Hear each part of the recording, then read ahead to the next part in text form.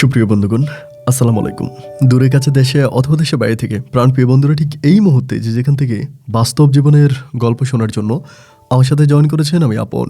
আর যে আপন জীবনের গল্পের 797তম পর্বে আপনাকে বরাবর মতো স্বাগতম জানাচ্ছি। বন্ধুরা, আজ আমি আপনাদেরকে শোনাবো বন্দরনগরী চট্টগ্রামের ছেলে মোহাম্মদ হাবিবের জীবনের হৃদয় কাঁপানো এক বাস্তব জীবন কাহিনী। বন্ধুরা, আজকের গল্পের প্রসঙ্গে যাওয়ার আগে ছোট্ট একটা কথা বলি। আমার এক শ্রদ্ধেয় বড় বোন আমাকে হুডিটা গিফট করেছে এবং আমারও ভীষণ পছন্দ হয়েছে। আপু, thank you so much for the gift. অনেক ভালো থাকবেন, আপনার ভবিষ্যৎ জীবন অনেক সুখের হোক। যাই হোক, আজকের গল্পের প্রসঙ্গে যাই। আজকের গল্পের টাইটেল 9 বৎসর বয়সে নিজেকে বিক্রি করি বাবার কাছে, নেশাগ্রস্ত বাবার কাছে। গল্পটা এমন একটা গল্প, অনেকে আছেন এই দুনিয়াতে মানি ইজ সেকেন্ড গড। অনেকেই বলেন যে টাকা হচ্ছে দ্বিতীয় খোদা। এই পৃথিবীতে টাকা হচ্ছে দ্বিতীয় খোদা অনেকেই বলে। এবং টাকা যদি কখনো পড়ে যায় বা টাকাতে যদি কখনো পা লাগে, তাহলে এটাকে দিয়ে কী করে আমরা সালাম করি, সম্মান করি এবং এরকম করে মুখে চুমো দিই। এই কাজটা আমি কোনো সময়ই করি না, এটা আমি কোনোভাবেই করি না। মানে আমার দৃষ্টি থেকে টাকাকে যতটুকু অসম্মান করা দরকার আমি ঠিক ততটুকুই করি। অনেকের মনে প্রশ্ন জাগতে পারে, কেন ভাই? তার বড় কারণ হচ্ছে এই পৃথিবীতে একসময় টাকা ছিল না। এই টাকার আবির্ভাব, পয়সার আবির্ভাব এই দুনিয়াতে ছিল না। তখন মানুষ কি চলাফেরা করতো না? তখন মানুষের মাঝে কি মানুষের কি চলাফেরা হতো না? হ্যাঁ, অবশ্যই হতো। ধরেন আমি ধান চাষ করি, কেউ একজন গম চাষ করে, তো আমি কি করতাম? তাকে ধান দিতাম এবং সে আমাকে গম দিত। আমি আলু চাষ করি, কেউ একজন ফুলকপি চাষ করে, আমি তাকে ফুলকপি দিলাম, সে আমাকে আলু দিল। কেউ একজন লবণের চাষ করে, সে আমাকে লবণ দিল। আমি তেল উৎপাদন করি, আমি তাকে তেল দিলাম। ঠিক বিষয়টা ছিল এরকম, লেনা দেনার মাধ্যমে সম্পর্ক হতো। কোনো সময় টাকার কোনো আবির্ভাব ছিল না। আপনি জানেন কি না জানি না, সেই সময়টার মানুষরা, সেই সময়কার মানুষজনের সবচেয়ে বেশি সুখ শান্তি আর ভালোবাসা ছিল। পৃথিবীতে যখনই অর্থ এলো, ঠিক তখনই মানুষে মানুষে হানাহানি, দ্বিধা, দ্বন্দ্ব, মারামারি লেগে গেল। সবচেয়ে বড় কথা হচ্ছে অর্থই যত অনর্থের মূল। বিশ্বাস করেন না? তবে হাবিবের জীবনের গল্পটাই শোনেন। চট্টগ্রামের ছেলে হাবিবের জীবনের গল্পটা আমি আশা করব আপনারা শুরু থেকে শেষ পর্যন্ত শুনবেন এবং গল্প শেষে হাবিব ভাইকে ঠিক আপনার মতো করে একটা মন্তব্য কমেন্ট বক্সে লিখবেন। ধন্যবাদ সবাইকে। সুপ্রিয় বন্ধুগণ, আসসালামু আলাইকুম। আমার নাম মোহাম্মদ হাবিবুর রহমান, আমার বাড়ি চট্টগ্রাম। বন্ধুরা, আমি আমার জীবনের গল্পটা শুরু করার শুরুতে আপনাদেরকে আমার পরিবারের ব্যাপারে জানিয়ে রাখি। আমার পরিবারে আমি আছি, আমার বাবা আছে, মা আছে, তাছাড়া রয়েছে আমার দাদা দাদি সহ আমার ছোট 4টা ভাই আর একটা বোন। আমরা টোটাল 5 ভাই 1 বোন। আমাদের পরিবারটা চট্টগ্রাম শহর থেকে অনেক দূরে কোনো এক ছোট্ট গ্রামের এক নিম্নবিত্ত পরিবার। আমার বাবা পেশায় কোনো কিছুই করে না। আমি খুব ছোটোবেলা থেকে দেখে আসছি আমার বাবা যথেষ্ট পরিমাণের বেপরোয়া একটা জীবন করেন। আমার বাবার একটাই কাজ নিত্যদিনের, সেটা হচ্ছে আমার আম্মার সাথে ঝগড়া করা। সকালবেলা ঘুম থেকে উঠে আব্বার বন্ধু বান্ধবের সাথে বাইরে হাঁটতে চলে যাবে, সারা দিনভর তাদের সাথে তাস জুয়া এটা ওইটা খেলে সময় কাটাবে। ভর দুপুরে এসে আমার বাবা চুলার ভিতরে পা ঢুকিয়ে দেখবে যে চুলা গরম আছে কিনা। যদি দেখে যে হ্যাঁ, মাটির ওই চুলাটা গরম আছে, ঠিক তখনই আমার আব্বা খাবার খাওয়ার জন্য ঘরে জাগবে। আর যদি দেখে যে মাটির চুলা ঠান্ডা, তখনই আমার মাকে উল্টাপাল্টা মারতে শুরু করে। অত্যাচারের মাত্রাটা আমার মায়ের উপরে এত বেশি ছিল যা আমি বলে বোঝাতে পারবো না। আমাদের এই পরিবারটা চলতো সম্পূর্ণভাবে আমার মায়ের ইনকামের উপরে। আমাদের এখানেই একটা ধান ভাঙার মিল আছে। আমার মা ওই ধান ভাঙা মিলের কাজ করতো। ধান ভাঙা মিলে কাজ করে আমার মা যে 2-1 টাকা ইনকাম করতো, যে কয়েক টাকা বেতন পাইতো, ওইটা দিয়ে আমাদের ভাই বোনের মুখে মা খাবার তুলে দিত। এমন হইতো যে আমরা আসলে সারাদিন না খেয়ে থাকা লাগতো। এত কষ্টের দিন কাটতেছিল যেটা আসলে বলে বোঝাতে পারবো না। আমি ছোটোবেলা থেকেই যথেষ্ট পরিমাণের মেধাবী একজন ছাত্র ছিলাম। পড়াশোনার প্রতি আমার খুব বেশি আগ্রহ ছিল। আমি খুব পড়াশোনা করতাম এবং বইপত্র এসব নিয়ে আমার সময় কাটতো। দিনগুলো এভাবে কাটতে কাটতে একটা পর্যায়ে খিদার জ্বালা সহ্য করতে পারি না। আমার বয়স তখন প্রায় 8 থেকে 9 বছর। 8 থেকে 9 বছর এবং ছোটো ভাই বোনগুলো প্রত্যেকের তখন খাওয়ার বয়স। তাদের অভাব দেখে তাদের মুখে খাবার দিতে না পেরে বড় ভাই হিসাবে মনে চাচ্ছে যেন নিজের চামড়া নিজে চাবিয়ে খাই। এত কষ্ট, এত যন্ত্রণা আর মেনে নিতে পারতেছিলাম না। একদিন এক বুক দুঃখ, কষ্ট, যন্ত্রণা নিয়ে 7 থেকে 8 বছর বয়সে আমি যখন আমার গ্রামের বাড়ি ছেড়ে চট্টগ্রাম শহরের উদ্দেশ্যে রওনা দিই। আমি যে বাসে করে যাই, ওই বাসের ভাড়া আমি দিতে পারি না। ওইখানে নামার পরে আমি ওই কন্ট্রাক্টরকে বলি, ভাই আমার কাছে ভাড়া নাই। সে আমাকে বলে, তোরা আমি স্টেশনে নিয়ে ওইখানে নিয়ে তোরা বাইদা তারপরে ভাড়া বের করব। আমাকে যখন চট্টগ্রাম শহরের বাস স্ট্যান্ডে নিয়ে আসে, ওইখানে আসার পরে ও আমার পুরো বডি চেক করে আমার কাছে একটা টাকাও পায় না। ও আমাকে বলে, তুই টাকা ছাড়া গ্রাম থেকে শহরে আসলি, তুই খাবি কি? আমি বললাম, আমি কি খাবো জানি না, তবে এখানে আসছি, যদি কোনো কাজ পাই তাহলে করব, আর যদি কাজ না পাই তাহলে না খেয়ে মরে যাব, কিন্তু আমি গ্রামে থাকবো না। আমার অনেকগুলো ভাই বোন, আমার বাবা কোনো কাজ কাম করে না, শুধু আমার মাকে ধরে ধরে পিটায়, এবং আমার মা একটা রাইস মিলে চাকরি করে। তো পরিবারে অনেক অভাব, যার কারণে আমি চলে আসছি, আমি আর কখনো গ্রামে ফিরবো না। তুই ওই কন্ট্রাক্টরটার তখন মায়া লাগে, ও আমার মুখের দিকে তাকায় থেকে বলে যে, তুই একটা কাজ করতে আমার সাথে কাজ করবি? আমি বললাম, হ্যাঁ করবো। ও আমাকে বলে, তাহলে তুই কন্ট্রাক্টরের কাজ কর, মানে হেল্পারের কাজ করবি আমাদের গাড়িতে। আমি তখন চিন্তা করলাম যে এই গাড়িটা তো আমাদের এলাকাতেই যায়, মানে সবসময় আমাদের এলাকাতে যায়, ওইখান থেকে আসে। তাই আমি বললাম যে না, আমি এই কাজ করবো না, মানে আমি গাড়ির হেল্পারই করবো না। তো আমাকে বলে, কেন করবি না? আমি বললাম, গাড়ি হেল্পারই করবো না, কারণ হচ্ছে এই গাড়িটা তো প্রত্যেকদিন আমাদের গ্রামের ওদিকেই যাবে, মানে আমাদের এখানেই যাবে। তো দেখা যায় কেউ না কেউ আমাদের গ্রামের মানুষ গাড়ির মধ্যে আমাকে দেখলে পরে আমার মাকে বলে দিবে। তো আমার মা তখন জোর করে আমাকে নিয়ে যাবে, আমি আর আমার পরিবারে ফিরতে চাই না, তাই আমি আর গাড়ি হেল্পারই করবো না। ও আমাকে বলল, আচ্ছা ঠিক আছে, তুই এই লাইনে না করবি তো তোকে আমি অন্য লাইনে দিব, অন্য লাইনে করবি। আমি তখন বললাম যে অন্য লাইন বলতে অন্য কোন লাইন? ও আমাকে বলে, তাহলে তোর একটা অন্য লাইনে কাজ দিই। আমি বললাম, আচ্ছা ঠিক আছে। পরে সে আমাকে অন্য একটা লাইনের, মানে ওই লোকাল বাসের অন্য একটা লাইনে আমাকে তখন চাকরি দেয়, চট্টগ্রাম শহরের ভিতরেই। তো আমি তখন শহরে গাড়ি হেল্পারি করি, খুব মোটামুটি ভালোভাবেই চলতেছি। তো ছোটো মানুষ তো, আবার অনেকে আবার মায়াও লাগে। দেন কন্ট্রাক্টরকে তো ভাড়া দেওয়ার পরে যখন দেখছি যে গেটে আমি দাঁড়াই আছি, তো অনেকে আমাকে 5-10 টাকা করে দেওয়া যাইতো। তো দেখা যায় বেতনের টাকার চেয়েও আমি বেশি টাকা বকশিস পাইতাম। এভাবে 1 মাস কাজ করি, 1 মাস কাজ করার পরে অনেকগুলো টাকা পাই। তো টাকাগুলো পাওয়ার পরে চিন্তা করলাম যে হাইরে, আমার মা তো খুব কষ্ট করে আছে, ভাই বোনগুলোও খাবার পায় না। পরে আমি বাড়িতে যাই, বাড়িতে গেলে পরে আম্মাকে টাকাগুলো দিই। আম্মা টাকা নেওয়ার আগে আমাকে দেখে জড়াই ধরে চিৎকার করে কাঁদতে শুরু করে যে, বাবা তুই কই গেছিলি, তোরে আমি কত কোচা খুঁজছি। আমি তখন বলি, মা আমি তো শহরে গেছি, ওখানে চাকরি করে দেখো এই টাকা বেতন পাইছি। তো আমার মায়ের হাতে টাকাগুলো দেওয়ার পরে আমার মা তখন টাকাগুলো হাতে নিয়ে কান্না করতে শুরু করে। বুঝেন তো, 7-8 বছরের একটা ছেলে। তাই মা কান্না করতেছে, আমাকে জড়াই ধরতেছে। মা আমাকে বলে, তুই কী এমন কাজ করিস যে এতগুলো টাকা বেতন পাইলি? আমি তখন আম্মাকে সব কিছু ভাঙিয়ে বলছি যে আমি এমন করে কন্ট্রাক্টারই করি, তো এরকম করে টাকা ইনকাম করি। দেন আম্মু তখন খুব খুশি হলো, আমাকে চুমু দিল, দিয়া বলল, এভাবে যে তুই কাজ করিস, তুই তো ছোটো মানুষ, যে কোনো সময় তো গাড়ির নিচে পড়ে মরে যেতে পারিস। আমি বললাম যে না মা, গাড়ির নিচে পড়বো না, আমি ভালোই টাকা ইনকাম করতে পারি, এবং আমাকে অনেকেই বকশিস দেয়, অনেকে টিপস দেয়, আলহামদুলিল্লাহ ভালো করেই কাটতেছে। আম্মা তুমি চিন্তা করো না, তুমি যাইতে দাও, আমি ওইখানে গেলে আরও বেশি টাকা ইনকাম করতে পারবো। একদিন দেখবো আমি বড় বড় বাস চালাবো, মাসে আমি 20-40 হাজার টাকা ইনকাম করবো। তো আমার মা তখন হাসে। যাই হোক, এরপরে মা আমাকে নিজেই নিয়ে আসে চট্টগ্রামে, এবং আমি যে মালিকের আন্ডারে কাজ করতাম, মানে আমার যে ওস্তাদ ছিল, ওস্তাদের কাছে আম্মা তখন আইসা কান্নাকাটি করে বলে, ভাই রে, আমার এই সন্তানটা আসলেই অসহায়, আমার এরকম আরও 4টা ছেলে আর একটা মেয়ে আছে, আমি খাইতে পারি না, তাদেরকে কাপড় চোপড় দিতে পারি না, আমার ছেলেটারে আমি আপনার কাছে দিয়ে গেলাম, আপনি তারে মানুষের মতো মানুষ করে একজন ভালো ড্রাইভার বানিয়ে দিন। আমার ওস্তাদ তখন আমার আম্মাকে বলে, ঠিক আছে আপা, আপনি চিন্তা করেন না, আমি কথা দিলাম আপনার ছেলেকে আমি একজন পাক্কা ড্রাইভার বানিয়ে দিব। তো এই কথা বলে আম্মু তখন চলে যায়। এরপর থেকে ওস্তাদ আমাকে অনেক আদর করে, মানে এত আদর করতো যে বলার মতো না। আমি জানি না কেউ বিশ্বাস করবে কি করবে না, আমি 8 থেকে 9 বছর বয়সে, মানে 9 বছর বয়সে আমি পুরো বাস চালাইতে পারতাম। মানে এরকম হইতো যে আমি 9 বছর বয়সে, মানে এক জায়গা থেকে অন্য জায়গায় টিপ মেরে চলে যেতাম, মানে একদম চোখ বন্ধ করে গাড়ি চালাইতে পারতাম। তাই অনেক সময় মানে ট্রাফিক পুলিশে ধরে আমাকে নিয়ে খুব হাসাহাসি করতো, এবং অনেক ভাইরা অনেক হাসাহাসি করতো যে কীভাবে এত ছোটো বয়সে আমি গাড়ি চালাই। আমি কিন্তু ব্রেক ধরতে পারতাম না, মানে আমি দাঁড়ায় চালাইতাম। আমি একটু খাটো ছিলাম, অতটা লম্বা না, মানে অনেক খাটো। তো খাটো থাকার কারণে দেখা যায় যে আমি দাঁড়ায় চালাইতাম, সিটের মধ্যে বসলে আমি ওই ব্রেক খুঁজে পাইতাম না, এই জন্য বাস দাঁড়ায় চালাইতাম, উড়াধুরা চালাইতাম।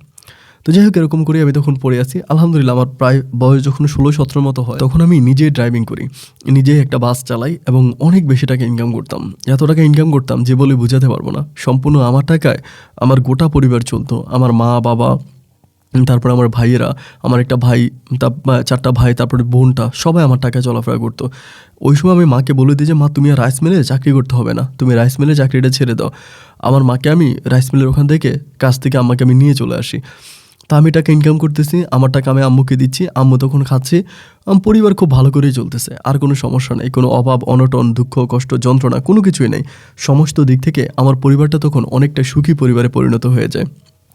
এলাকার সব মানুষ আমাকে অনেক সম্মান করে, ভালোবাসে। ঈদে চাঁদে যখন গ্রামে যাই, গ্রামের প্রত্যেকটা মানুষের চোখে আমি একদম অনেক ভালো মানুষ হিসেবে থাকি, সবাই আমাকে অনেক আদরে স্নেহ ভালোবাসে। সময়গুলো এরকম করেই কাটতেছিল, আমার কোনো প্রবলেম ছিল না। এইভাবে দিনের রাতগুলো কাটতে কাটতে একটা পর্যায়ে আমি একটা মেসে থাকতাম। তো প্রথমেই মেসে থাকতাম, ওই মেসে একটা বুয়া ছিল, ওই খাওয়া দাওয়া মানে রান্নাবান্না করে দিত। তো এই বুয়ার রান্নাটা একেবারে বিস্বাদ মনে হইতো, মানে মুখে নিলে গিলা যাইতো না, এরকম একটা অবস্থা। তো একটা পর্যায়ে বুয়ার হাতে রান্না খাওয়া বন্ধ করে দিলাম, বন্ধ করে দিয়ে আমি অন্য একটা হোস্টেলে উঠলাম। তো ওই হোস্টেলে ওঠার পরে ওইখানে যাওয়ার পরে আমি আসলে বাইরের হাতের খাবারগুলো খুব একটা খাইতে পারি না। তো ওইখানে যাওয়ার পরে একটা লোক আমাকে বললো যে ভাই একটা মেয়ে আছে, নাম হচ্ছে তামান্না, ওই মেয়েটা খাবার দেওয়া যায়, মানে আপনি যদি মেস সিস্টেম করে খান আমাদের সাথে তাও খেতে পারেন, আর যদি বলে আপনি ওই মেয়ের কাছে খাবেন, ওই মেয়ে 3 বেলা এসে খাবার দেওয়া যাবে, সকালে নাস্তা দেওয়া যাবে, দুপুরে ভাত দেওয়া যাবে এবং রাতেও ভাত দেওয়া যাবে। আমি তখন বললাম তাহলে তো ভালোই হয়, খারাপ কি? তাই মেয়েটা আসলে আমার সাথে কথা বলাই দিন। তো ওই দিন আমি আর গাড়িতে গেলাম না, দুপুরবেলা মেয়েটা আসছে।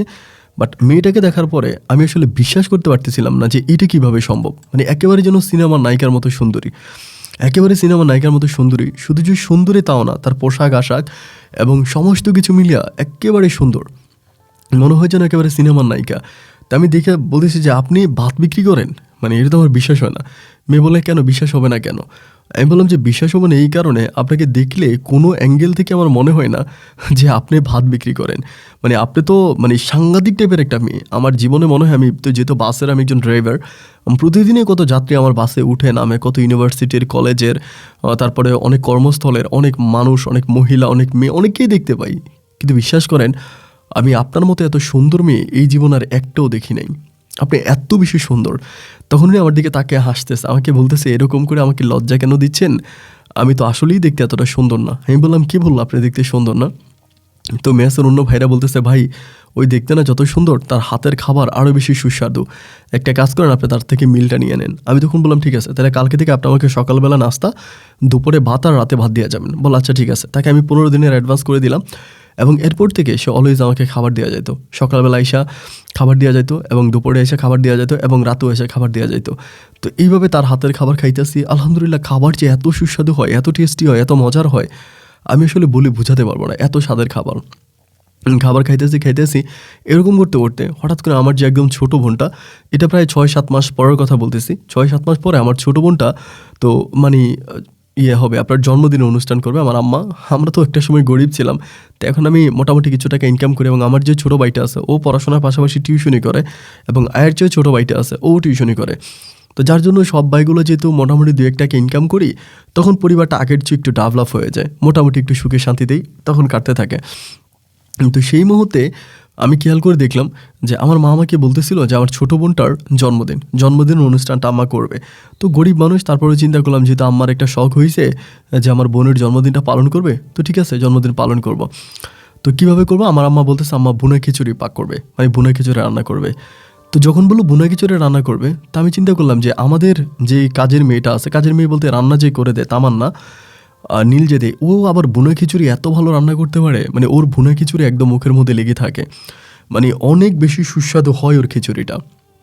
দেন আমি তখন আমার আম্মারে বললাম যে আম্মা এমন একটা মেয়ে আছে, মেয়েটা আমাদেরকে মিলে খাবার দেয়, এই মেয়েটার ভাতের ভুনা খিচুড়ি মা অনেক স্বাদের হয়, একটা কাজ করে মেয়েটাকে বাবুর্চি হিসেবে নিয়ে আসি, আরে রান্না করতে পারে অনেক সুন্দর এবং হাতের খাবার অনেক সুস্বাদু। আম্মা আমাকে বলে তাহলে তো ভালোই হয়, যদি ওই মেয়ে আসতে চায় তাহলে মেয়েটাকে নিয়ে আয়, ওরে দিয়ে ভুনা খিচুড়ি বানামনি।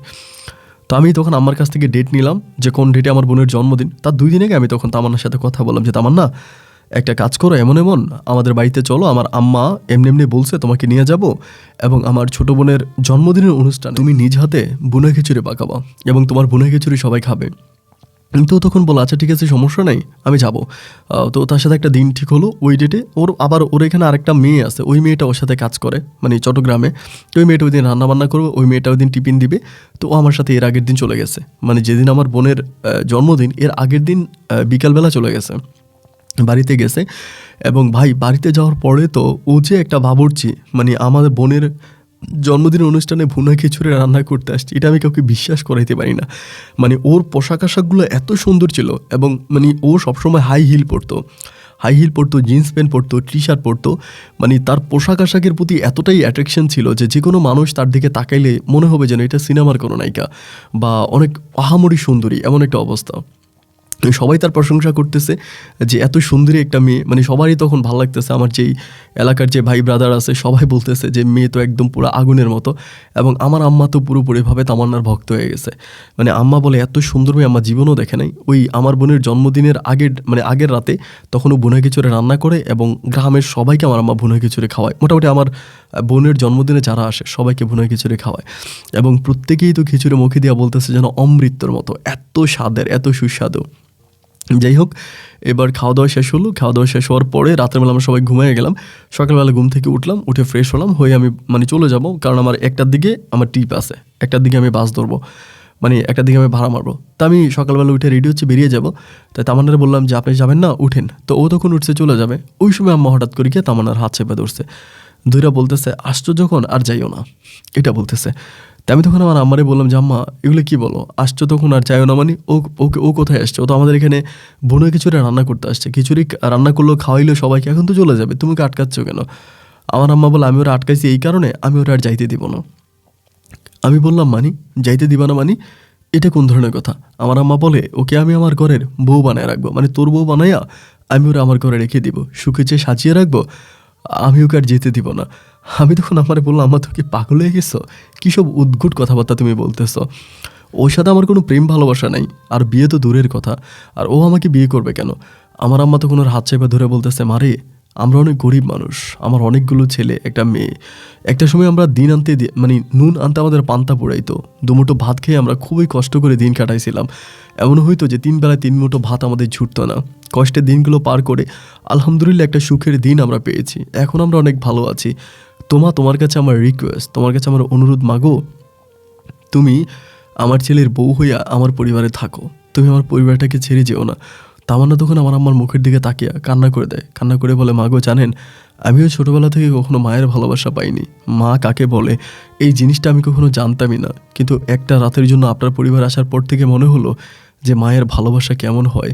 আমি সত্যি অনেক পাগল হয়ে গেছি আপনার জন্য, কিন্তু আপনি জানেন না, আপনি চাইলেও আমাকে কখনো আপনার ছেলের বউ বানিয়ে আপনার ঘরে রাখতে পারবেন না। শুধু আপনি কেন, পৃথিবীর কোনো মাই তার ছেলের বউ বানায়া আমাকে রাখতে পারবে না, কারণ আমি তামান্না কখনো কোনো দিন কারো বউ হইতে পারবো না। আমার আম্মা বলে কেন? ও বলে সে অনেক কথা আছে, আমি পরে একদিন এসে আপনাকে বলে যাব। এই কথা বলে তামান্না তখন একরকম জোর করে আমার মাকে ছেড়ে আমার সাথে চলে আসে। লোকাল বাসের সিটে পাশাপাশি বসে তখন চিন্তা করতেছে তামান্না এই কথাটা আমার আম্মাকে কী বললো, যে ও কোনোদিন কারো বউ হতে পারবে না, কোনোদিন কারোর সাথে সংসার করতে পারবে না। আমি ওর মুখের দিকে তাকিয়ে তখন বললাম তামান্না একটা কথা জিজ্ঞেস করবো আপনাকে, রাগ করবেন না তো? বলে না, বলেন। আমি বললাম আপনি আমার আম্মাকে বললেন যে আপনি কোনোদিন কাউকে বিয়ে করবেন না, আপনি কোনোদিন কারো সংসার করবেন না, এই যে কথাটা আপনি বললেন এটা কেন বললেন? আপনি কি আদৌ বিয়ে করেন নাই বা বিয়ে করবেন না? ও তখন আমার দিকে তাকিয়ে বলতেছে এই প্রসঙ্গ নিয়ে আপনি আর কখনোই আমার সাথে কথা বললেন না, আমি এই প্রসঙ্গ নিয়ে কখনোই কারোর সাথে কথা বলতে চাই না, এটা সম্পূর্ণ আমার ব্যক্তিগত একটা ব্যাপার, আর আমি জীবনে কখনো বিয়ে করবো না, জাস্ট আপনাকে এতটুকু জানাই রাখলাম। ওর কথাটা শোনার পরে আমার ভিতর তখন এত কষ্ট লাগলো যে আরে আশ্চর্য, এটা কেন বলতেছে, বিয়ে কেন করবে না? একটা মেয়ে বিয়ে করবে না তা তো হতে পারে না। যাই হোক, কথাবার্তা এরকম করে বলতে বলতে একটা সময় বাসটা আমাদের কাউন্টারে চলে আসে, চট্টগ্রামের কাউন্টারে আসে। তখন বাস থেকে নেমে তখন আমি ওরে নিয়ে চলে যাই এবং ও তখন ওর মেসে চলে যায়, ওর ঘরে চলে যায়, আমি তখন মেসে যাই, গিয়ে আমি আমার ড্রেস চেঞ্জ করে তখন গাড়ি চালাইতে বেরিয়ে যাই। চট্টগ্রামের রাজপথে গাড়ি চালাচ্ছিলাম আর বারবার চিন্তা করতেছিলাম যে ও আমাকে কথাটা কী বললো, যে ও কখনো বিয়ে করবে না এবং ও কখনো সংসার করবে না, ও কখনো কারো বউ হবে না। এই প্রতিটা বিষয় জানি আমাকে কেমন করে জানি খুব বেশি ভাবাচ্ছে, কেন এরকমটা হলো, বা ও কেন এরকম চিন্তা ভাবনাটা করলো, কেন ও কখনো বিয়ে করবে না, কেন কারো বউ হবে না। এই প্রত্যেকটা ব্যাপার আমাকে এত বেশি টেনশন এবং ডিপ্রেশনে ফেলে দিল, আমি আর বাসে চালাইতে পারতেছিলাম না। সন্ধ্যা পর্যন্ত বাস চালায়া আমি তখন আবার ঘরে আসি। পরের দিন ওই দিন রাতে আবার ও খাবার দিয়ে যায়নি, আরেকটা মেয়ে আছে, ওই মেয়েটা খাবার দিয়ে গেছে। পরের দিন সকালবেলা তখন আবার খাবার নিয়ে আসছে। আসার পরে আমি তখন বললাম তামান্না আমি কি আপনার সাথে একটু বসে কথা বলতে পারি? ও আমাকে বলে যে না, আপনার সাথে আমার কোনো কথা নাই। কোনো কিছু না বলেও তখন আবার উঠে চলে গেল। বুঝতে পারলাম না যে ওর কারণটা কি, আমার সাথে কথাই বলতে চায় না। যতই আমি তার সাথে কথা বলার জন্য আগ্রহ দেখাই, তার কাছে যাই, তার পাশে বসি, তার সাথে কথা বলতে চাই, কিন্তু প্রত্যেকটা মুহূর্তে সে আমাকে অ্যাভয়েড করে, আমাকে অবহেলা করে। আমি কথা বলতে চাইলেও ও আমার সাথে আসলে সচরাচর কথা বলতে চায় না। এর কারণ কি ওইটা আমি কোনো কিছুই বুঝি না। এভাবেই সময়টা কাটতেছে, এভাবে 1 দিন 2 দিন 3 দিন 4 দিন অনেকগুলো দিন কেটে যায়, কিন্তু কোনোদিনও আমি তার মুখ থেকে কোনো কথা শুনতে পাই না যে কেন সে এই লাইফে আসছে বা কেন সে বিয়ে করতে চায় না, তার জীবনে আদৌ কষ্ট কী, ওগুলো আমি কিছুই বুঝতে পারি না। আর এদিক দিয়ে মা তো আমাকে খুবভাবে প্যারা দিতেছে যে এই মেয়েটার আমার খুব পছন্দ হয়েছে, তারা তুই বউ বানায় নিয়ে আয়, এই মেয়েটারে আমি আমার ঘরের মানে তোর বউ বানাবো, এগুলো মা আমাকে সবসময় বলতেছে। তা আমি কিন্তু আমার মাকে অনেক ভালোবাসি, অনেক বেশি ভালোবাসি। আমার মা যদি আমাকে কোনো কথা বলে, আমি হাবিব চিন্তা করি যে আমার জীবন দিয়ে হলেও আমি আমার মায়ের কথা রাখবো, কারণ মায়ের ছোটোবেলার কষ্টগুলো আমার এখনও আমার চোখে ভাসে। যাই হোক, এরকম করে আমাদের মেসে একজন বড় ভাই আছে খায়রুল ভাই নামের, তিনি একটা গার্মেন্টসের ভালো একটা পোস্টে কাজ করে। তো আমি তখন চিন্তা করলাম যে আমি খায়রুল ভাইয়ের তখন বিষয়টা জানাবো, মানে খায়রুল ভাইকে বলবো যে খায়রুল ভাই এই ঘটনা। আমি তখন খায়রুল ভাইয়ের ডাক দিয়ে বলো, খায়রুল ভাই আমি তো এই মেসে আসছে মাত্র কয়েকদিন হলো, আপনারা তো অনেক দিন ধরেই মেসে আছেন এবং অনেক দিন ধরেই তামান্নাকে চিনেন, ওর হাতের খাবার খান এবং ওর সাথে ভালো একটা সম্পর্ক আছে। খায়রুল ভাই বলে হ্যাঁ আছে। তো আমি বললাম ভাই এই মেয়েটার সাথে আমি একদিন কথা বলছিলাম। বলে কেন, আপনারা আপনার বোনের জন্মদিনে মেয়েকে নিয়ে গেছিলেন? মানে উনি এটাও জানে। আমি বললাম হ্যাঁ নিয়ে গেছিলাম এবং ও রান্নাবান্নাও করছে, সবাইকে খাওয়াইছে। তো আসার সময় আমার আম্মার সাথে ওর কথা হলো, আমার আম্মাকে একটা কথা বললো যে ও জীবনে কখনো বিয়ে করবে না, ও জীবনে কারো সংসার করবে না। মানে এই কথাটা আমার আম্মাকে কেন বললো এবং আদৌ এই মেয়ে সম্বন্ধে ডিটেলসে আপনি কোনো কিছু জানেন কি না? এটা বলার পরে তিনি তখন আমার মুখের দিকে তাকে থেকে একটা হাসি দিয়ে বলে, আরে হাবিব ভাই এই মেয়ে আবার সংসার কী করবে, এই মেয়ে তো অলরেডি সংসার করতেছে। আমি তখন বললাম সংসার করতেছে মানে কি সংসার করে, কার সংসার করে? বলে কে সংসার তো করতেছে, এক বুইরা সংসার করে। আমি তখন বললাম বুইরা মানে? বলে হ্যাঁ, ওর বাবার বয়সে এক লোককে বিয়ে করছে, ওই লোকের সাথে সংসার করতেছে। মানে এটা শোনার পরে তো আমার জাস্ট আমি মনে হয় যেন মাথা ঘুরে পড়ে যাবো যে ভাই এটা কী বলে। এই মেয়ে বিয়ে করছে এবং তার বাবার বয়সে একটা লোককে বিয়ে করছে, তার সাথে সংসার করতেছে। পুরোটা ব্যাপারই জানি কেন আমার কাছে একদম গোগল ধাঁধার মতো মনে হচ্ছে যে এটা কীভাবে সম্ভব। এইটা তো কখনো হতেই পারে না এবং এটা তো আমি কখনো বিশ্বাসই করি না।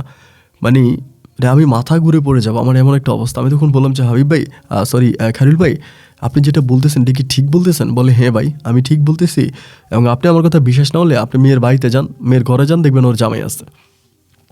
এই কথার পরে আমি আর এই বিষয়টা নিয়ে ওনার সাথে কোনো কথা বললাম না, কিন্তু মনে খুব কষ্ট পাইলাম যে যে মানুষটাকে আমি এত পছন্দ করি, এত ভালোবাসি, ওর সম্বন্ধে এরকম একটা কথা, এটা আসলে মেনে নেওয়ার মতো না, মেনে নিতে পারতেছি না।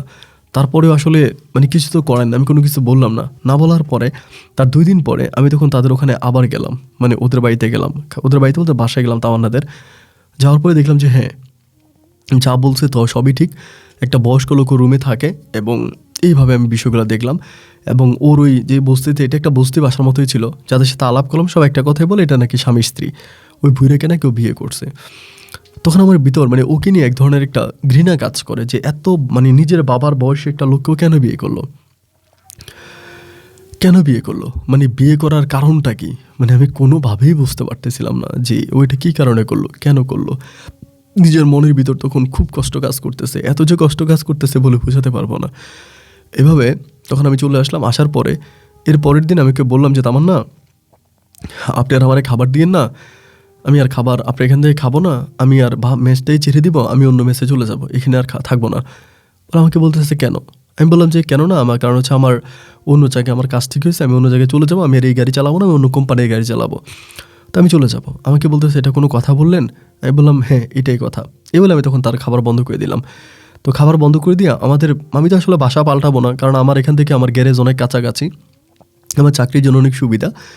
তো আমি তখন করলাম কি, ওই আমাদের সামনে একটা হোটেল আছে, বাসার সামনে একটা হোটেল আছে, ওই হোটেলে তখন খাবার খাই, হোটেলে তখন অর্ডার করি এবং হোটেলের লোকেরা খাবার দিয়ে যায়, ওইখানে খাবার খাই। এভাবে সপ্তাহখানিক কেটে গেল, হোটেলে খাবার খাচ্ছি। বিষয়টা তখন তামান্না বুঝতে পারে যে আমি ওর এখানে খাই না, হোটেলে খাই। এই বিষয়টা বুঝতে পারার পরে ও তখন আমাকে সপ্তাহখানিক পরে একদিন ধরছে, দুপুরবেলা ধরে বলতেছে যে আপনার সাথে আমার কথা আছে হাবিব ভাই, বসেন। জোর করে ধরছে। আমি বললাম হ্যাঁ বলো, বলেন। পরে আমাকে বলতেছে যে আমি কি আপনার কাছে কোনো অন্যায় করছি? তাহলে আপনি কেন আমার হাতের খাবার খান না, আপনি কেন হোটেলের খাবার খান? আমি বললাম আচ্ছা ঠিক আছে, আপনার যদি মনে হয় যে আপনার ইনকাম কমে গেছে আমি একজনে না খাওয়াতে, ঠিক আছে, আমি একজনের যে খাবারের যে দাম না ওই দামটা আমি আপনাকে দিয়ে দিব, কিন্তু আমি আপনার হাতের খাবার খাবো না। ওদের সময় মুখের দিকে তাকিয়ে বলতেছে খাবেন না কেন? আপনি যে খাবেন না তার কারণটা কি, সে কারণটা বলে যান। খাওয়া না খাওয়া এটা হচ্ছে আপনার ব্যক্তিগত ব্যাপার, আপনি না খেলে তো আমি আপনাকে জোর করে খাওয়াইতে পারবো না, কিন্তু খাবেন না কেন? আমি তখন বললাম যে আপনি এত সুন্দর একটা মেয়ে, রূপে গুণে সমস্ত দিক থেকে আল্লাহ আপনাকে নিপুণ হাতে তৈরি করেছে, কিন্তু এত সুন্দর হওয়ার পরেও আপনি কেন আপনার বাবার বয়সে একটা লোককে বিয়ে করছেন এবং তার সাথে সংসার করতেছেন? ও তখন আমার মুখের দিকে তাকিয়ে হাসতেছে, হাসতে হাসতে বলতেছে আপনি কি কথা কী বলছে? আমি বললাম, কে বলছে? মানে এইটা তো মহল্লার সবাই জানে। এটা জানে না কে? সবাই জানে যে আপনি আপনার বাবার বয়সী একটা লোককে বিয়ে করছেন এবং তার সাথে সংসার করে যাচ্ছেন। পর আমাকে বলতেছে, সবার কথা বাদ দেন, আপনি কি বিষয়টা বিশ্বাস করছেন? আপনার বিশ্বাস হয়েছে? আমি বলি, হ্যাঁ হয়েছে, হবে না কেন? ও তখন আমাকে বলে রাখি আপনাকে, এটাও এখন আমার বয়স 20 বছর, আমি আজ থেকে প্রায় 11 বছর আগেই বিয়ে করছি। আমি বলি, মানি? বলে, হ্যাঁ, 11 বছর আগেই আমি নিজেকে বিক্রি করছি। আমি বললাম, তার মানে আপনি এগুলো কী বলতেছেন? তার মানে কি 9 বছর বয়সে? বলে, হ্যাঁ, 9 বছর বয়সে। তা আপনি আমার হাতের খাবার খাবেন না? ঠিক আছে, আমি আপনাকে আর বাধ্য করবো না। এই কথা বলে তখন উঠে চলে গেল। মানে আমি যে তার উপরে অভিমান করলাম, উল্টো এখন সে আমার উপরে অভিমান করে বসছে। এইভাবে সময়গুলো কাটতেছে। এবার দেখি যে না, মানে একইভাবে আমি বাইরে খাইতেছি, ও আমারে কিছু বলে না, মেসে সবাইরে খাবার দিয়ে যায়। আগে আমার সাথে দেখলে কথা বলতো, কেমন আছেন হাবিব ভাই, ভালো আছেন কিনা। বাট এখন আর আমার সাথে কথাও বলে না। মানে আমাকে দেখলে অন্যদিকে তাকিয়ে থাকে, অন্যদের সাথে কথা বলে না, আমার সাথে কথা বলে না। এইভাবে যেতে যেতে একটা বিষয়, মানে একটা বার আমার খুব খারাপ লাগলো। অ্যাকচুয়ালি ও আমার সাথে এরকমটা কেন করতেছে, মানে আমি কোনোভাবেই নিজের মনটাকে বুঝাইতে পারি না যে এরকমটা ও কেন করবে, এরকম তো ও করার কথা না। এভাবে ওই দিন শুক্রবার ছিল, শুক্রবারে মোটামুটি সবাই মানে ওই যে দুপুরবেলা একটু বাইরে টাইরে ঘুরতে যায়। ওই দিন তো ধরেন সব কিছু বন্ধ টন্ধ থাকে, যারাই কাজকাম করে সবারই অফিস বন্ধ। এবং শুক্রবারে কিন্তু আমি গাড়ি চালাইতে যাই, কিন্তু আমি গাড়ি চালাইলাম না। গাড়ি না চালাইয়া সকালে নাস্তাটা দিয়ে গেল, সবাই নাস্তা খেয়ে বেরিয়ে গেছে। তো দুপুরবেলা ওরে বইলে গেছে যে আমরা যদি কেউ না থাকি তাহলে তুমি এখানে সামনে আমাদের একটা মানে টুকরি আছে, যে এই টুকরির মধ্যে খাবারটা রাখা, সবার খাবারটা রাখা তুমি নক করে দেওয়া যায়। এটা হচ্ছে খায়রুল ভাই ওরে বলছে সকালবেলা, আমি শুনছি। তো বলার পরে ও তখন কী করলো, খাবার দিয়ে মানে ও তো চলে গেল, সবাই চলে গেল, মানে যে যার মতো করে সকালে নাস্তা করে চলে গেল, ঘুরতে চলে গেল, ঘুরবে। তো দেন আমি তখন ঘরের ভিতর বসে আছি, আমি জানি তো কোন সময় আসে। ওই সময় আমি তখন দরজাটা খুলে দিছি, মানে দরজাটা খোলা। তো ও তখন আসছে, আইসা দেখতেছে টুরকি নাই, মানে যে টুরকির ভিতরে খাবারটা রাখবে ওইটা আমি সরাই ফেলছি ওখান থেকে। ও খাবার নিয়ে আসছে, আইসা টুরকি নেই, কিন্তু দরজা খোলা। তো ভাবলো মনে হয় ঘরের ভিতরে কেউ আছে, এটা ভেবে তখন ঘরে ঢুকলো। ঘরে শুধুমাত্র আমিই ছিলাম। ঘরে ঢুকলো এবং ঘরে ঢুকা মাত্রই আমি তখন ঠাস করে দরজাটা লাগাই দিছি, ভিতর দিয়ে দরজা লাগাইছি। দরজা লাগাই দিয়ে লাইট দিছি। ও তখন চিৎকার দিয়ে বসে, বলে, চিৎকার দিও না, আমি হাবিব। পরে আমাকে বলতেছে, হাবিব ভাই আপনি ঘরে দরজা লাগাই দিলেন কেন? আর আমার ঘরে ঢুকে আপনি দরজা কেন লাগাইলেন? আমি বলি, তোমার সাথে আমার কিছু কথা আছে, তুমি বসো। ও বলে, কথা বলবেন ঠিক আছে, কিন্তু কথা বলতে হলে দরজা কেন লাগাইতে হবে? আর আপনার সাথে তো আমার এমন কোনো কথা নেই যে কথা বলার জন্য আপনি ঘরের দরজা লাগিয়ে দিবেন। আমি তখন বললাম, তামান্না, তুমি যদি এখানে চিৎকার চেঁচামেচি করো তাহলে যেটা হবে, এলাকার লোকজন, এলাকার পোলাপাইন এসে আমাকে মারবে এবং তোমারও একটা মান সম্মান নষ্ট হবে। তো নিজের মান সম্মানও নষ্ট করো না, আমার মান সম্মানও নষ্ট করো না। তুমি জাস্ট একটু রিল্যাক্স হও, আমি তোমার সাথে একটু কথা বলি এবং কথা বলার পরে আমি তোমাকে বের করে দিব। আমি তোমার কোনো ক্ষতি করব না, তুমি ভয় পেও না। ও আমাকে বলে, ক্ষতি টতি পরের কথা, আপনি যাই বলেন ঘরের দরজা খুলে বলতে হবে, ঘরের দরজা বন্ধ করলে আমি আপনার সাথে কথা বলবো না। আমি তখন বললাম যে তুমি ভয় পেও না। ও বলে, না ভয়ের কিছু না। দেখি যে ও টানা হেঁচড়া করতেছে, মানে সিন ক্রিয়েট করবে। তো আমি চিন্তা করলাম, একটা বস্তি মানে একটা ব্যাচেলার রুমের ভিতরে এরকম যদি ও চিৎকার করে তাহলে তো রাস্তা দিয়ে মানুষ যাচ্ছে, যে কোনো সময় কেউ এসে দরজা ধাক্কাইতে পারে, একটা বড় ধরনের ঝামেলা কিন্তু তৈরি হতে পারে। ওই জায়গা থেকে আমি তখন বললাম, আচ্ছা ঠিক আছে, সমস্যা নেই, আমি দরজা খুলে দিচ্ছি, কিন্তু তুমি বসো, তুমি যেতে পারবা না, তোমার সাথে আমার কথা আছে। ও বলে, আচ্ছা ঠিক আছে, যাবো না আমরা, দরজা খুলেন। দেন আমি তখন দরজা খুললাম। খোলার পর আমি তখন বসলাম, বসে বলছি, তামান্না, আমি তোমার কাছে অনুরোধ করতেছি, তুমি আমার কাছে বলো যে কেন তুমি 9 বছর বয়সে বিয়ে করছো, এবং যে লোকটাকে বিয়ে করছো সে তো মনে হয় যেন তোমার বাবার বয়সী। মানে তুমি তো দেখতে অনেক সুন্দরী, মানে কে তোমার বাবা, কে তোমার মা, তোমার ঠিকানা কি, এই বিষয়গুলো আমি একটু জানতে চাই। তুমি যদি আমার কাছে একটু বলো আমি খুব খুশি হব, প্লিজ যদি আমাকে একটু বলো। ও তখন আমাকে বলে যে আমি মানে কোনো কিছু আপনাকে বলতে পারবো না, বা কোনো কিছু আপনার কাছে বলা সম্ভব না। আপনি শুধু আমার কাছে, আপনার কাছে অনুরোধ করবো, আপনি আমার পিছু ছেড়ে দেন। আপনি আমার খাবার খান না, ঠিক আছে, আমি আপনাকে খাবার খেতে বাধ্যও করি না যে আপনার খাবার খেতেই হবে, এরকম আমি কোনো কিছুই বলি না। আপনি যেহেতু খাচ্ছেন আপনি খাইয়েন না, কিন্তু প্লিজ আপনি আমাকে এইভাবে বাধ্য করেন না, এবং আপনি আমার সাথে খারাপ ব্যবহার করেন না। আপনি আপনার মতো করে থাকেন এবং আমাকে আমার মতো করে থাকতে দেন। আমি আর কোনোভাবে আপনার সাথে কোনো সম্পর্কে জড়াতে চাই না। তা আমি তখন বললাম যে ঠিক আছে, তুমি সম্পর্কে জড়াতে চাও না, বা তোমার সর্বোপরি আমি তোমার সব কথাই মানলাম, কিন্তু তুমি আমার সাথে একটু ভালো করে কথা বলো, আমি না এই কষ্টগুলো নিতে পারতেছি না। ও আমাকে বলে, আমি আপনার কাছে অনুরোধ করতেছি, প্লিজ আপনি আমার লাইফ থেকে সরে যান। আমি বললাম, তাহলে না, আজকে যদি তুমি চলে যাও বা আমাকে তোমার এই মনের ভিতরের দুঃখের কথাগুলো না বলে যাও, তাহলে আমি তোমাকে ছুঁয়ে কসম খেয়ে বললাম, তামান না, আজকে আমি আমার লাইফের খুব বড় একটা ক্ষতি করে ফেলবো। তুমি ম্যাচে সবার সাথে কথা বলো, অথচ আমার সাথে কথা বলো না। ম্যাচে সবাইকে তুমি খাবার দাও, আমাকে খাবার দাও না। ও আমাকে বলে, আপনি তো খাবার নেন না, আপনি তো হোটেলে খান, আপনি কত নাটক দেখাইলেন। আমি বললাম, কেন, আমি তো তুমি অভিমান করছি। ও তখন আমাকে বলে, আমি কি আপনার প্রেমিকা? আপনার সাথে কি আমার প্রেম ভালোবাসা আছে যে আপনি আমার সাথে অভিমান করবেন? কিসের অভিমান করবেন? আমি বললাম, প্রেম ভালোবাসা কাকে বলে এটা আমি জানি না, তবে যেদিন থেকে তোমার হাতের খাবার খাচ্ছি, তোমাকে দেখেছি, তোমাকে আমার ঘরে নিয়ে গেছি, জানো ওই দিন থেকে আমি কেমন জানি একটা অন্যরকম দুনিয়াতে হারিয়ে গেছি। আমার চিন্তা ভাবনা, আমার মস্তিষ্ক সব কিছু জুড়ে তুমি আছো তামান্না। তুমি হয়তো আমাকে অবহেলা করতে পারো, অনাজ্ঞা করতে পারো, হয়তো আমার প্রতি তোমার টান ভালোবাসা ওভাবে নাই, কিন্তু বিশ্বাস করো আমি প্রতিটা মুহূর্তে মুহূর্তে তোমাকে ফিল করি, প্রতিটা মুহূর্তে মুহূর্তে তোমাকে মিস করি। ও আমাকে বলে, এসবের কোনো মানে হয় না, আপনি আমাকে ছাড়েন, আমার হাতে অনেক খাবার আছে, আমাকে সামনে খাবার দিয়ে আসতে হবে। আমি বললাম, তুমি কি আমাকে কথা বলে যাবা না? ও বলে, সত্যি শুনতে চান? আমি বললাম, হ্যাঁ চাই। ও বলে, তাহলে আমাকে দরজাটা খোলেন, আমি যাই, আমি সামনে খাবারগুলো দিয়ে আসি, সবাইকে খাবার দিয়ে ফেরার সময় আপনার সাথে কথা বলে যাব। আমি বললাম, যদি না যাও, তুমি যদি এই রাস্তা দিয়ে না আসো, আমাকে বলে, তামান্নার উপরে এই বিশ্বাসটা রাখেন যে তামান্না কারোর সাথে বেইমানি করে না। আমি যাব এবং প্রতিটা মেসে খাবার দিয়ে যাওয়ার সময় আপনার সাথে দেখা করে যাব। তখন আমি বসে আছি যে ঠিক আছে। ও তখন গেল, গিয়ে হচ্ছে সবাইকে খাবার দিল এবং ঠিকই যেমন কথা তেমন কাজ, আসার সময় আমার মেসে আবারও আসলো। আসার পর আমি তখন বসলাম, আমি বললাম যে বলো, কেন তুমি এই লোকটাকে বিয়ে করলা? ও তখন আমাকে বলতেছে, আমি তো এই লোকটাকে বিয়ে করি নাই। আমি বললাম, তুমি বিয়ে করো নাই মানি? কিন্তু মহল্লার তো সবাই বলে তোমরা নাকি স্বামী স্ত্রী। ও বলে, মহল্লার সবাই যদি বলে স্বামী স্ত্রী তাহলে তো আমার করার কিছু নেই, আমি ওনাকে বিয়ে করি নাই এবং তিনি আমার বাবা। আমি বললাম, মানি তোমার বাবা? আর এলাকার লোকজন বলছে তুমি তাকে বিয়ে করছো, তোমরা স্বামী স্ত্রী। ও বলে, না আমি ওনাকে বিয়ে করি নাই, আমরা স্বামী স্ত্রীও না, কিন্তু উনি আমার বাবা, আমি ওকে বাবার মতো সম্মান করি। আমি বললাম, তাহলে তোমরা এক ঘরে থাকো কেন? ও বলে, ছোট্ট একটা ঘর, এই ঘরে থাকবো না তো কোথায় থাকবো? আর উনি এক রুমে থাকে, আমি এক রুমে থাকি, আর আমরা একই ঘরে থাকি, কারণ হচ্ছে আমাদের এত টাকা নাই যে আমরা একটা ফ্ল্যাট ভাড়া নিয়ে আলাদা আলাদাভাবে থাকবো। আমি আপনাদেরকে খাবার দিই, একজনের খাবার থেকে আমার মাসে কয় টাকা লাভ হয়? ওরকম কোনো লাভই হয় না। তাহলে আমি বললাম যে তুমি দেখতে এত সুন্দর একটা মেয়ে, তোমার রূপে গুণে সর্বদিক থেকে তুমি পারফেক্ট, অথচ তুমি কেন এই কাজ করো? তুমি তো অন্য কাজও করতে পারতা। ও বলে, হ্যাঁ আমি অন্য কাজও করেছিলাম, যদি অন্য কাজ করতাম তবে মাসে আমি 3-4 লাখ টাকা ইনকাম করতে পারতাম, 5-6 লাখ টাকা ইনকাম আমি চোখ বন্ধ করে করতে পারতাম। আমার কোনো দরকার ছিল না মেসে ব্যাচেলার ছেলেদেরকে ভাত খাওয়ানো, ব্যাচেলার ছেলের ঘরে ঘরে গিয়ে ভাত দিয়ে আসা, টিফিন বক্স নিয়ে টানাটানি করা। আমি বললাম, মানি? ও বলে, আদৌ আসলে আমার বাবা আমাকে মাকে এটা আমি জানি না, বাট আমি একটা দাদির কাছে বড় হই। আমার বয়স তখন প্রায় 8 বছরের কাছাকাছি। 8 বছরের কাছাকাছি আমার দাদিটা তখন খুব অসুস্থ হয়ে যায়, অনেক অসুস্থ হয়ে যায়। ওই সময় আমার দাদির কাছে একজন লোক আসতো, বয়স্ক হয়ে একজন লোক, ওই সময় অতটা বয়স্ক ছিল না, মানে ইনি আসতো, আজকে আমি যাকে বাবা বলি, তো আমি তাকে বাবা করে ডাকতাম, এমনিই ডাকতাম, আসলে অন্য কোনো কারণ না। দাদির কাছে সবসময় আসতো, তো আমি ওনাকে বাবা করে ডাকতাম। উনি আমার জন্য চকলেট এইটা ওইটা নিয়ে আসতো, আমাকে দিত। তো এক পর্যায়ে দাদি মারা যায়, দাদি মারা যাওয়ার পরে তো উনি আমাকে ওনার এখানে নিয়ে যায়। আমার বয়স তখন প্রায় 8 থেকে 8.5 বছর। উনি আমাকে নিয়ে যায়, নিয়ে যাওয়ার পরে আমি তখন ওনাকে বাবা করে ডাকতাম, ওনার এখানে থাকতাম।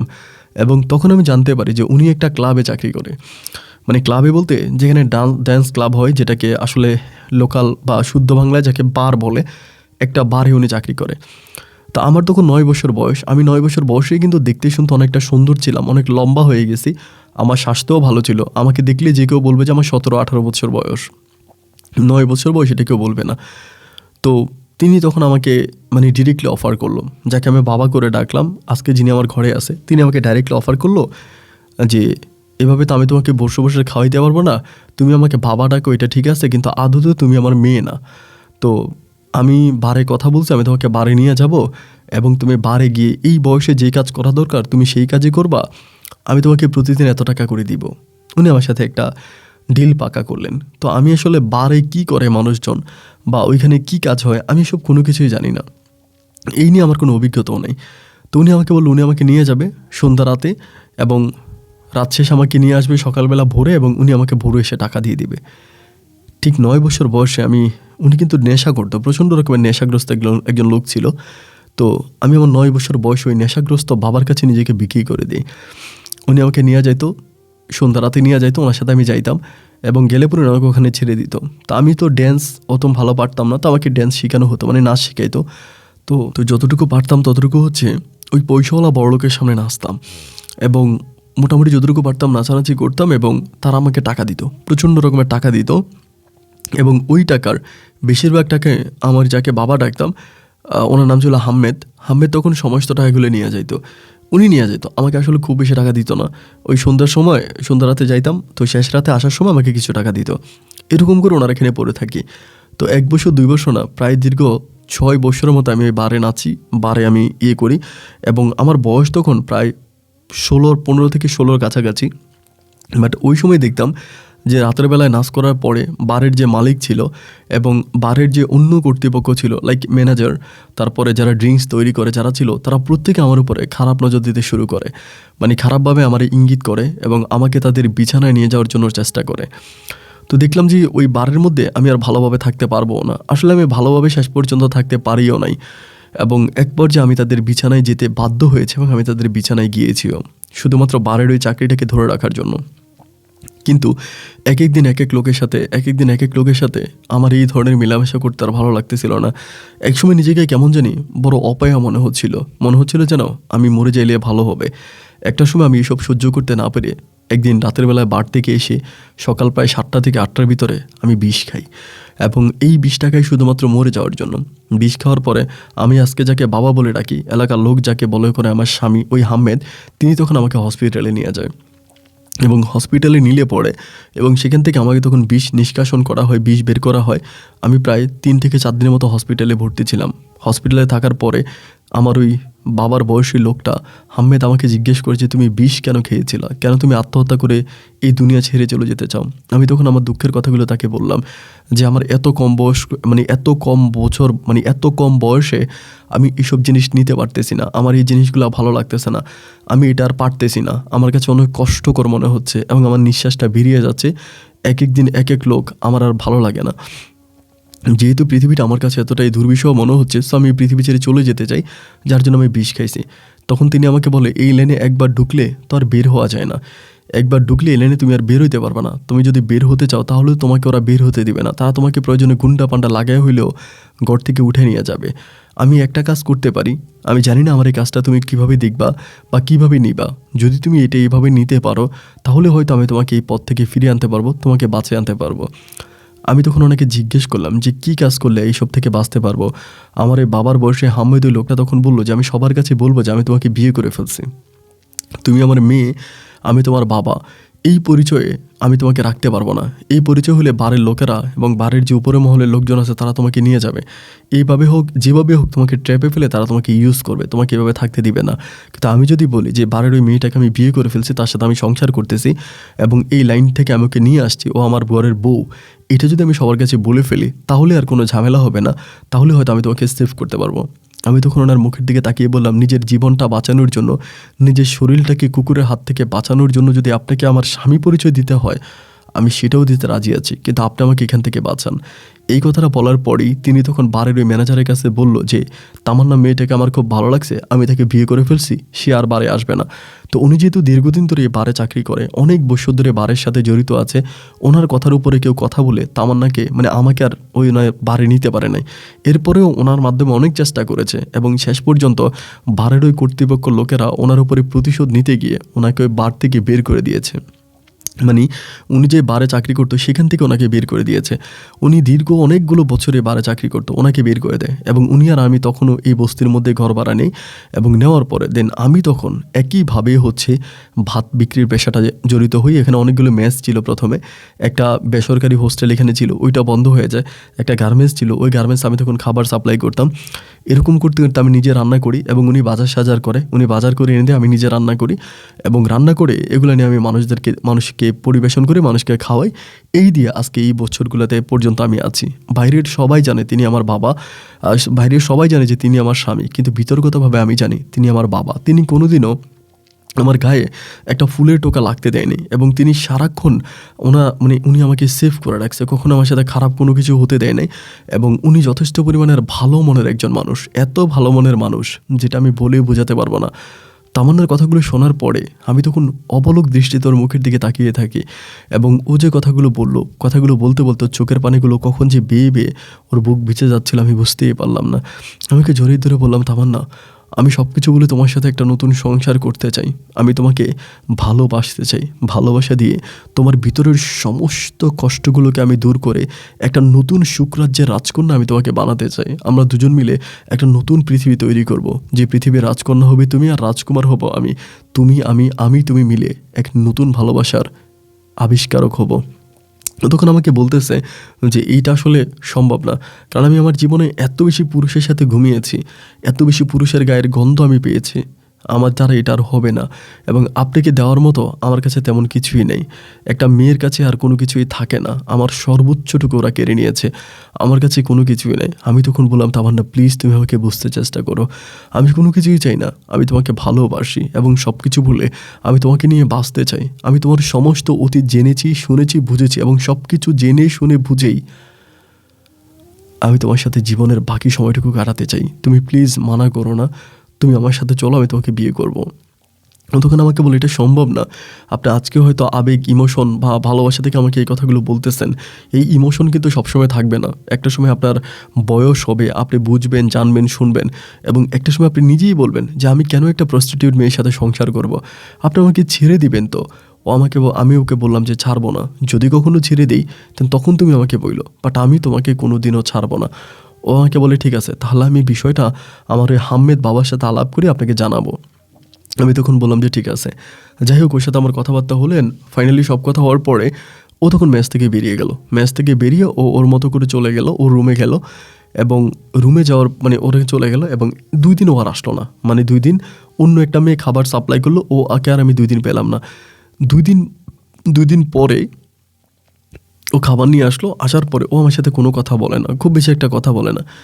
আমি তখন বললাম কথা বলো না কেন, কথা না বলার কারণটা কি, কথা বলো। ও আমাকে বলে আমি কি বলবো বুঝতে পারতেছি না এবং আপনি আমার কথা বিশ্বাস করবেন কি না। আমি বললাম যে অবশ্যই বিশ্বাস করব, তোমার কথা বিশ্বাস করব না কেন, আমি তো তোমার সব কথাই বিশ্বাস করেছি। ও আমাকে বলে আমার বাবা আপনার কাছে আমাকে বিয়ে দিতে চায় না। আমি তখন বললাম কেন? ও বলে যে ও আমাকে আমার বাবা আমাকে বলতেছে যে এলাকার সব লোক জানে যে তুই আমার মেয়ে না, তুই আমার বউ।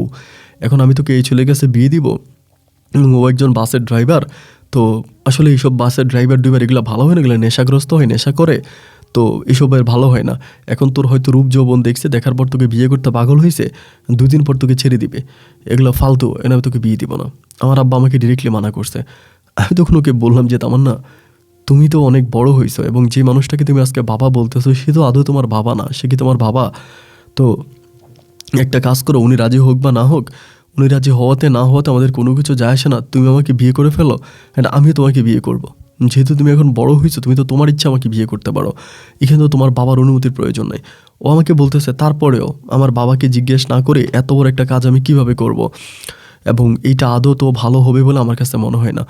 আমি তখন বললাম অবশ্যই ভালো হবে, ভালো হবে না কেন, অফকোর্স ভালো হবে, তুমি আমাকে বিয়ে করো এবং দেখবা তুমি লাইফ অনেক বেশি ভালো থাকবা, প্লিজ তুমি আমার কথাটা শোনো। এমন করে আমি যখন ওকে বোঝাচ্ছিলাম, ওরকম করে বলতেছিলাম, একটা সময় ও তখন বলে আচ্ছা ঠিক আছে, তাইলে আমি দেখি কী করা যায়। এরপরে তার সাথে আমার ফোনের মাধ্যমে কথাবার্তা হয় এবং একটা পর যতক্ষণ রাজি হয় যে ওর বাবাকে না জানিয়ে আমাকে বিয়ে করার জন্য। কিন্তু বিয়ের পরে ও এখানে আর থাকতে পারবে না আমার সাথে, কারণ যদি থাকে তাহলে ওর বাবা ওকে ধরে ফেলবে। পরে আমি বললাম যে ঠিক আছে, তাহলে আমরা বিয়ে করে এখান থেকে চলে যাব।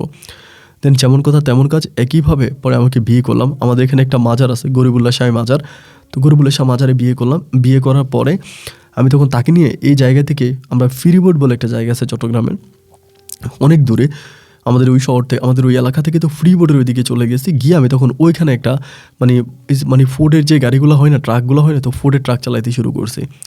বাসের চাকরি ছেড়ে দিয়ে ফোর্ডের ট্রাক চালাইতে আসি। এভাবে ফোর্ডের ট্রাক চালাই প্রায় 1-2 মাস পরে।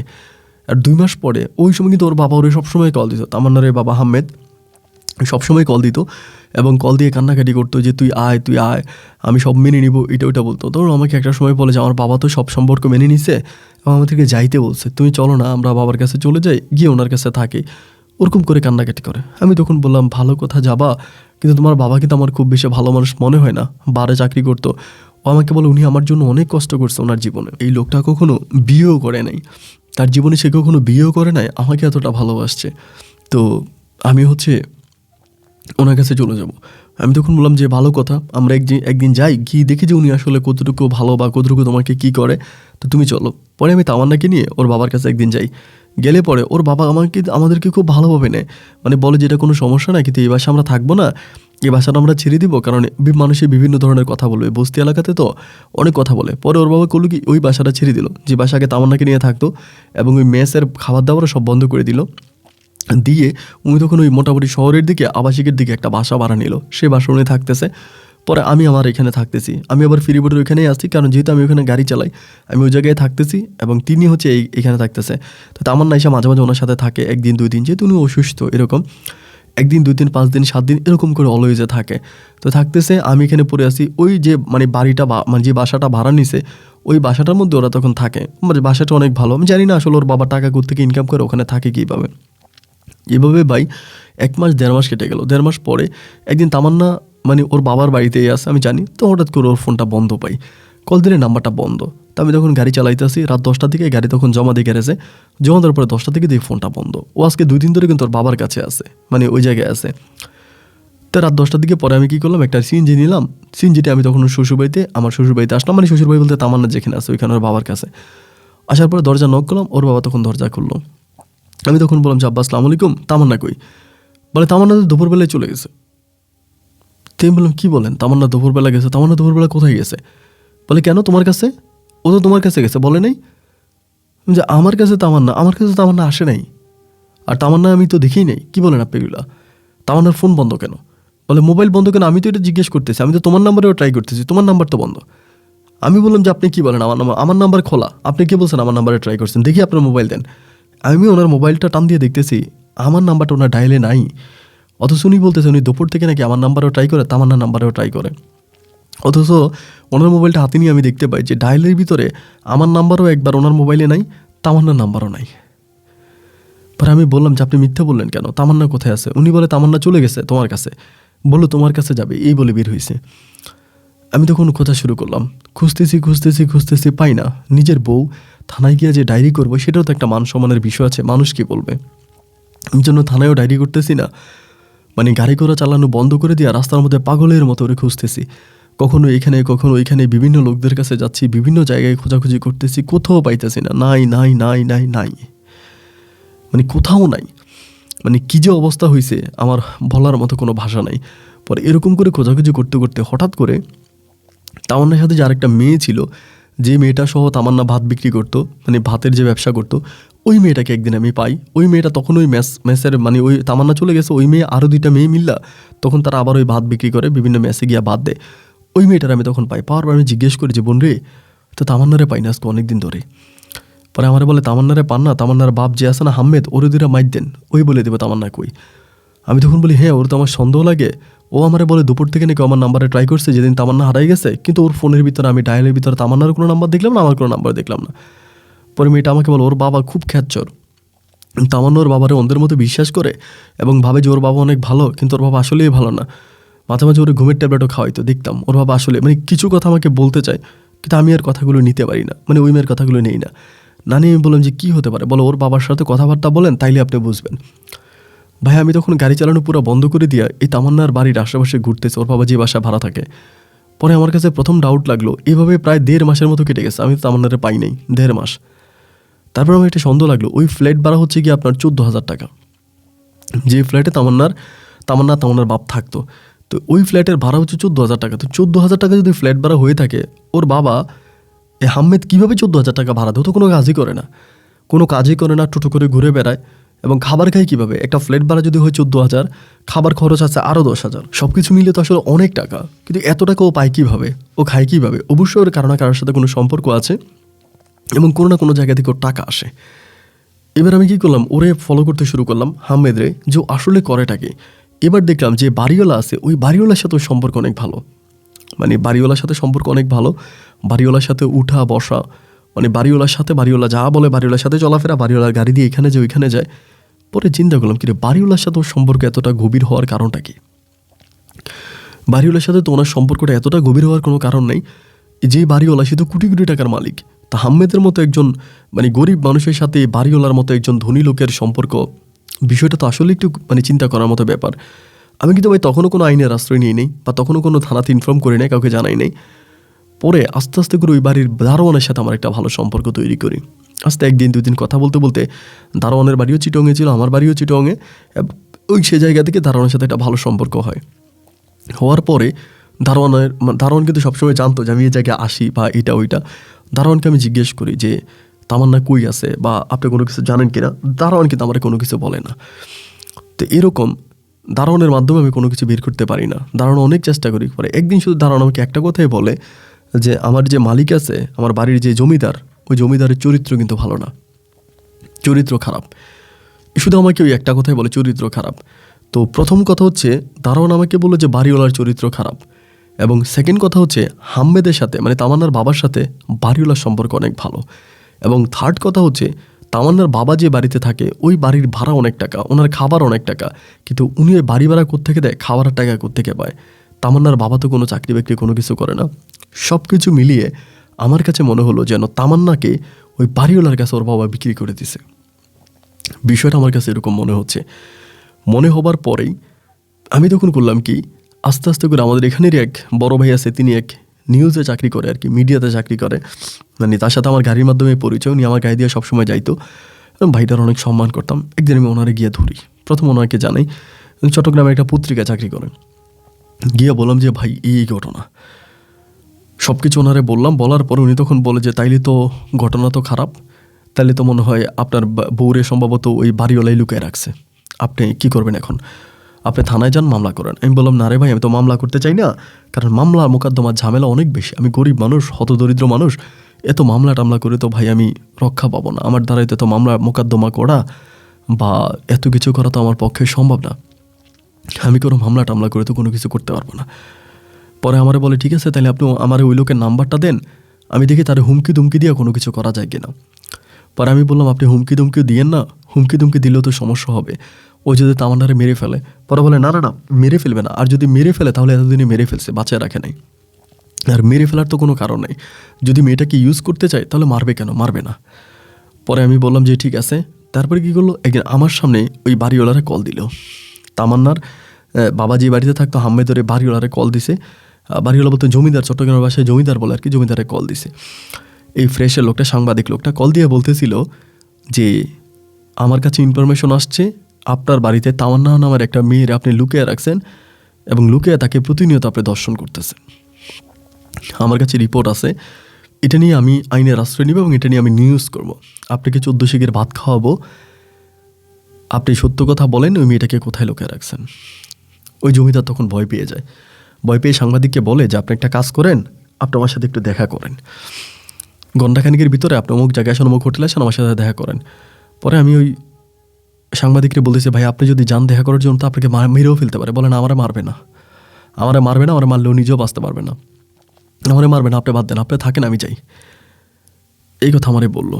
পরে আমি চিন্তা করলাম যে ও যে যাইতেছে ওইখানে গিয়ে তো ও ওই এমন হইতে পারে, কারণ সাংবাদিক মানুষ তো বিশ্বাস করা যায় না, এমন হতে পারে সে তামান্নার এই বাড়িওয়ালার সাথে একটা রফা দফায় চলে যেতে পারে, এরকম তো হতে পারে। ওটা সন্দেহ লাগছিল। তারপরেও আমি কোনো কিছু বললাম না, যেহেতু আমার ভাই আমার কাছে কেউ নাই, এই একটা মাত্র লোক আছে।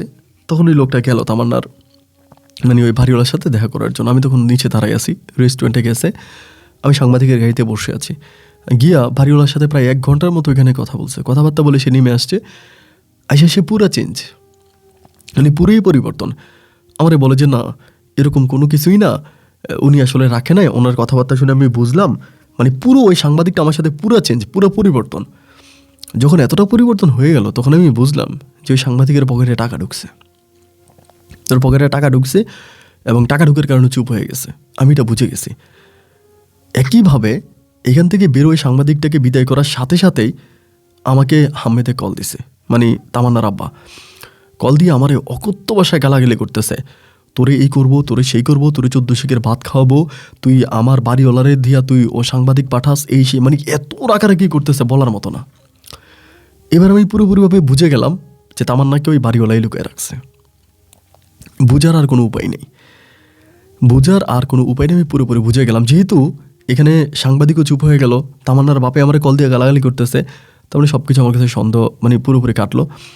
কাটার পরে একদিন আমি হুট করে বাড়িওয়ালার সামনে গিয়ে ধরছি, মানে বাসার সামনে। উনি বেরোতে সোনার ধরছে, আমি দাঁড়ান, আপনার সাথে আমার কথা আছে। উনি বলে কী কথা?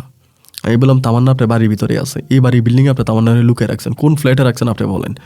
উনি আমার বলে এটা থাবড়ে তোর গালে দাঁত ফালাই দিব, ওরকম করে আমাকে খারাপ ভাষায় কথা বলে। আমি বলি শোনেন, এই নাম্বারটা দেখছেন, এটা চট্টগ্রাম পুলিশ কমিশনারের নাম্বার।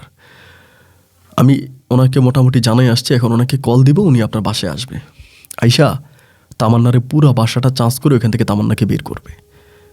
আপনি কি চান আমি ওনারে কল দিয়ে ওনারে আনি? পরে আমাদের বলতেছে তামান্না আমার বাসা থাকবে কি, আমার বাসায় এই মেয়ে নাই। আমি বললাম আছে। আপনি পুরোটা বাসা তল্লাশি করলে ওরা পাওয়া যাবে, কোন ফ্ল্যাটে কোন বিল্ডিংয়ে লুকিয়ে রাখছেন সত্যি কথা বলেন। তাহলে আমি ওনার এখন এই কমিশনারে কল দিলাম। আসলে কিন্তু এটা কমিশনারের নাম্বার ছিল না, জাস্ট একটু ভয় দেখানো। পরে আমার বলে তুই ভিতরে আয়। পরে আমার ভিতরে নিয়ে গিয়ে সে আমার পা ধরে কান্না করতে শুরু করে, বাড়িওয়ালা। যেমন ছেলেমেয়েরা বিদেশে থাকে, আমার ওয়াইফও বিদেশ থাকে, আমি একটু সমস্যার মধ্যে আছি, যৌবনের সমস্যা, আমি তোর শ্বশুরে টাকা পয়সা দিছি, সে আইনা দিছে তোর বউরে আমার কাছে, আমার কোনো দোষ নাই, তোরে আমি ওরে দিয়ে দিব, কিন্তু তুই আমার কাছে ওয়াদা কর, কোরআন শরীফে যদি ওয়াদা করিস যে তুই কোনো মামলা মোকদ্দমা করবি না, কোনো আইনের আশ্রয় নিবি না, আমি ওরে তোর কাছে দিয়ে দিব, তুই কোনো মামলা করতে পারবি না, আমার কোনো ক্ষতি করবি না। যেমন ঠিক আছে। ঠিকই ও কোরআন শরীফ নিয়ে আসছে দারোয়ানকে দিয়া। কোরআন শরীফ মানে আমার উজু করাইছে, উজু করায় কোরআনে হাত দেওয়া হয়েছে, আমি কোরআনে হাত দিছি, দিয়া বলছি ঠিক আছে আমি কোনো আইনের আশ্রয় নিব না, কোনো মামলা করবো না, তুই আমার তামান্নার কাছে নিয়ে আয়। ভাইরে, এরপরে আমার একটা রুমের ভিতরে নিয়ে গেল। ওই রুমে নিয়ে যাওয়ার পর আমি তামান্নারে দেখলাম, বলার মতো আর কোনো কিছু আমার নাই। ওরে আমি এমন অবস্থায় পাইলাম ওই রুমে, ওইখান থেকে কোনো রকমভাবে বের করে আনছি, কোনো রকমভাবে আইনা হসপিটালে ভর্তি করাইছি। সত্যিকার অর্থে চিকিৎসার জন্য অনেক টাকা লাগছে, এবং ওই সব টাকাই ওই বাড়ির বাড়িওয়ালা দিছে। বাড়ির বাড়িওয়ালার টাকা আমি তামান্না চিকিৎসা শুরু করি। 1 মাস 2 মাস না, দীর্ঘ 4 মাস ধরে চট্টগ্রাম মেডিকেল কলেজ হসপিটালে তামান্না থাকে। এই 4 মাস ওই হসপিটালে থাকে। 4 মাস পরে তামান্না মোটামুটি সুস্থ হয়। ওর হাতে প্রতিটা দিনে ইঞ্জেকশন দেওয়া হতো, এবং এমন অবস্থা ওর করছে বলার মতো না। একটু যখন সুস্থ হওয়ার পরে আমি বলি, বৌরি এই শহরে আমরা থাকবো না, এটা একটা বিষাক্ত শহর, এখানে আপন বলতে কেউ নাই, এখানে আপন বলতে কেউ নাই, এই শহরটা নোংরা একটা শহর, চলো আমরা এই শহর থেকে চলে যাই। আমি সব বাদ দিয়ে তামান্নারে নিয়ে আমার মায়ের কাছে চলে যাই।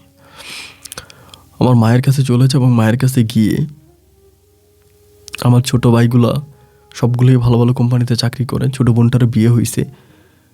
ওইখানে গিয়ে আমি তখন আমার আম্মার সাথে থাকতে শুরু করি, এবং শহরের ইট বালু মানুষ সব কিছু বাদ দিয়ে গ্রামের কাদামাটির সাথে সম্পর্ক করতে শুরু করি। গাড়ির ফেডেলের বদলিতে আমি তখন মাঠে ফসল ফলাতে শুরু করি।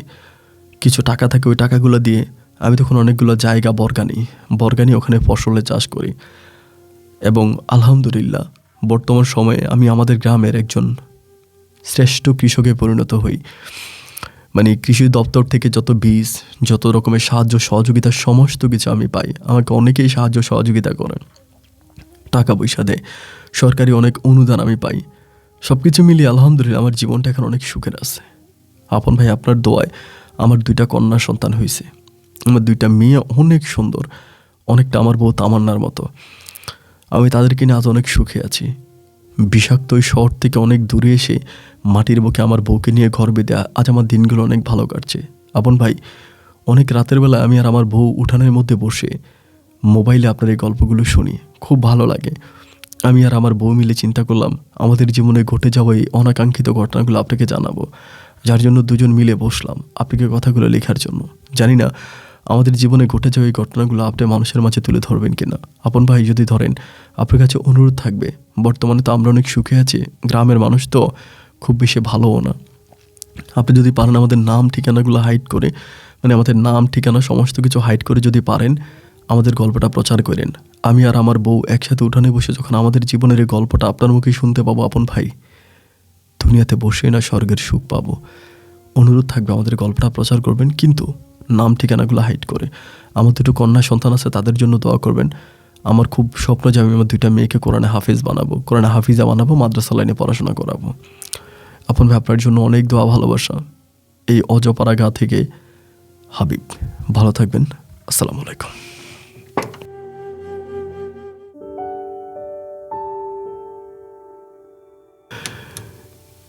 প্রিয় বন্ধুগণ, সবাইকে অনেক বেশি ধন্যবাদ।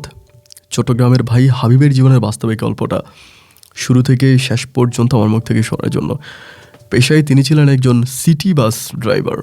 চট্টগ্রামের রাস্তায় বাস চালাতেন এবং এরপরে তিনি ফুডের গাড়ি চালাতেন, মানে চট্টগ্রাম বন্দরের ট্রাক চালাইতেন। এটাও দীর্ঘদিন ধরে করে এবং সবশেষ তিনি একজন বাংলার কৃষক।